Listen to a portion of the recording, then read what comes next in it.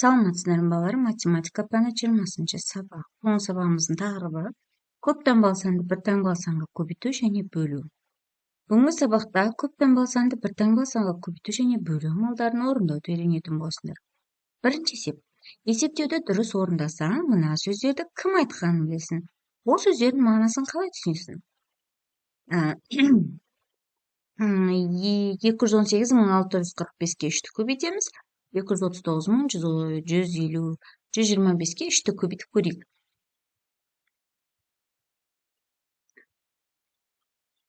218.645-ті 3-ке көбейтсек 655.935 шығады екен, е? Абай Құнанбаев не дейді екен? Егер ісің оңға басқанын қаласаң, ойланып барып кіріс дейді. 239.135-ті көбейтеміз 3-ке 717.375. Бұл бізде Лев Толстой. Лев Толстой не айтты екен? Білімнің саны емес, сапасы маңызды. Ең қажеттісін білмей-ақ өте көп білуге болады дейді.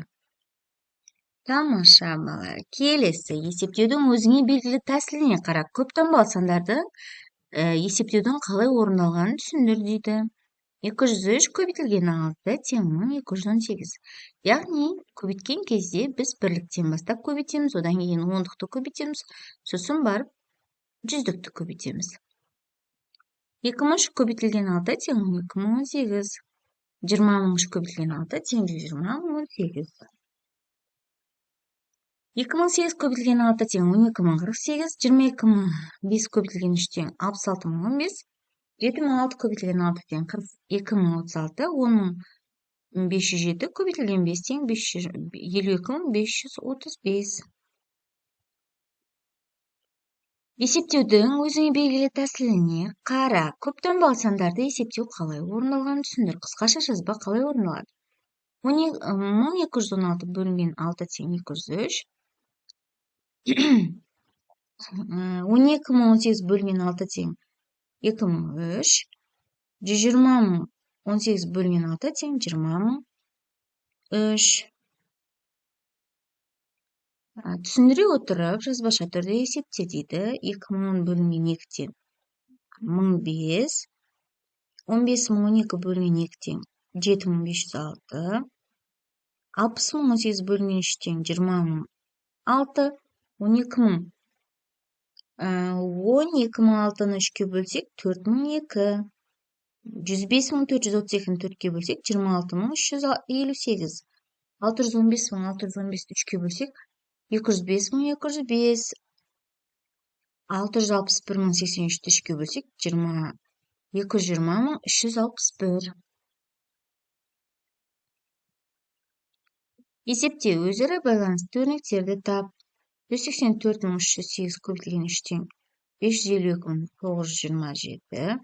552.924 бөлінген 3 тең 184.308.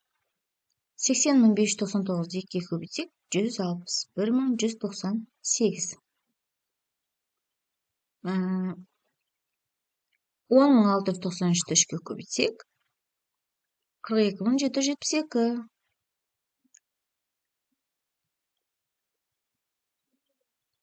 Мектеп кітапханасының кітап қорын толықтыру үшін әр қайсысы 932 теңгеден 8 сөздік, 1758 теңгеден 5 энциклопедия және 784 теңгеден 7 ертегілер жинағы сатып алынды.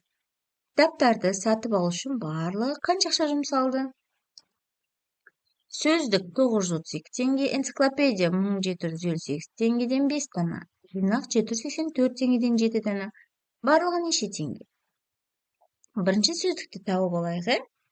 932 теңгеден 8 дана болса, онда 7456 теңге болады. Көбейтеміз, 1758-ді көбейтеміз 5-ке 8790. Бұл энциклопедия. 784 көбейтілген 7 тең 5488 теңге. Бұл жинақтың құны.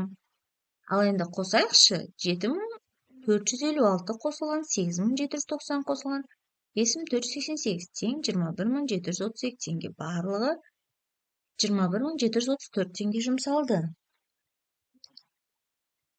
Амалдардың орындалу ретін анықта және есепте.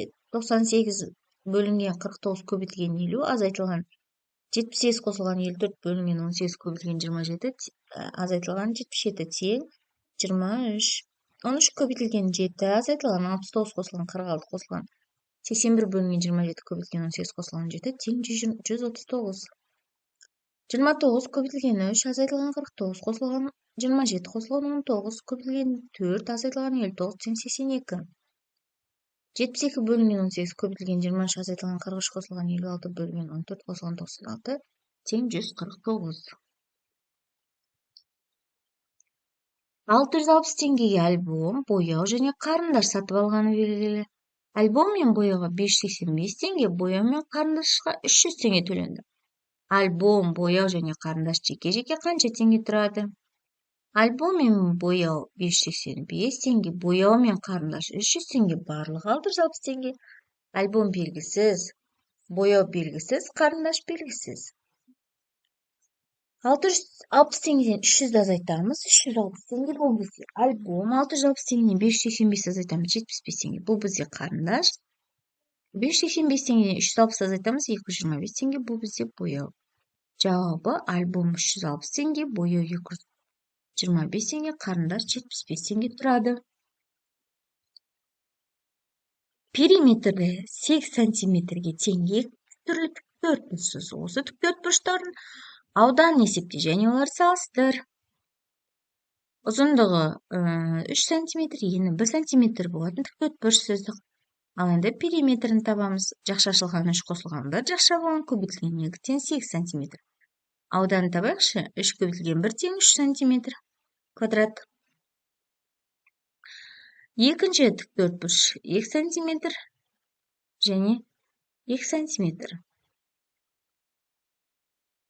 Периметрі 2 қосылған 2 көбейтілген 2 тең 8 сантиметр. Ауданы 2 көбейтілген 2 тең 4 квадрат сантиметр болды. Яғни бірінші тікбұрыштың ауданы екінші тікбұрыштың ауданынан кем екен, иә?